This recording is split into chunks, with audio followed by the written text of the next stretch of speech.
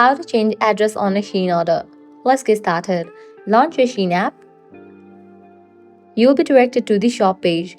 Now you can head towards any of the item that you want to order. Just click on the item. Then click on the option Add to Cart.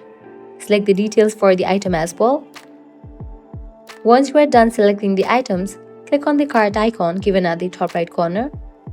Now in this page you're gonna find the list of the items that you have added to order. Now click on Checkout. Now you will be prompted to add the address. In the case you have already added the address, you can also change it. For that, you'll need to click on Add a shipping address, then provide all the details. Select the location, provide your first name, last name, phone number. If you want to make this shipping address as a default one, enable for this option and then click on Save. With that, your shipping address will be changed. Then you will be prompted to select your shipping method, payment method. Likewise, you can use coupon code or gift card. Once you provide all the details, you can click on Continue. Now provide your payment details and then confirm your order. So this way you can easily change address on a SHEIN order. If this guide was helpful, do not forget to like, share and subscribe to our channel. Thanks for watching.